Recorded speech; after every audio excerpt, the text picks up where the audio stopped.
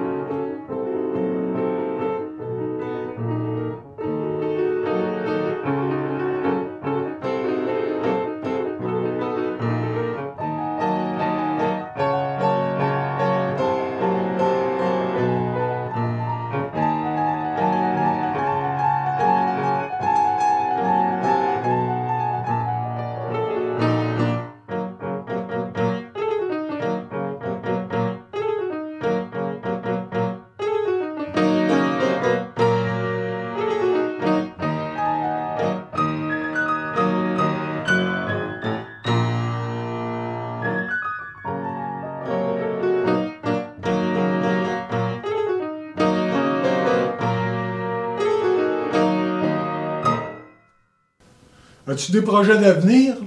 Pour l'instant, comment ça se passe dans tes projets? Oui, ben, pour le moment, puis pour un petit bout, j'ai toujours eu une idée de toutes mes vieilles chansons que j'ai composées. J'aimerais les refaire, les renouveler, on peut dire, parce que depuis que j'ai commencé à composer jusqu'à maintenant, bien sûr, on parle des années.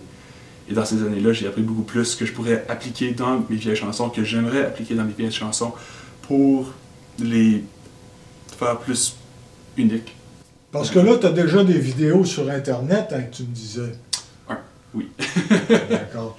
Ouais, alors, tu as sûrement le projet d'en rajouter de ce côté-là sur le net? Oui, oui, mais Est-ce que tu as un site Internet? Non, non, j'ai pas le site internet, mais honnêtement, je pense que si j'allais pour mettre ma musique sur l'internet, ça serait juste les enregistrements. Parce que faire des vidéos, oui, c'est le fun. Personnellement, je pense que c'est beaucoup de travail, surtout pour maintenant. Mais éventuellement, oui.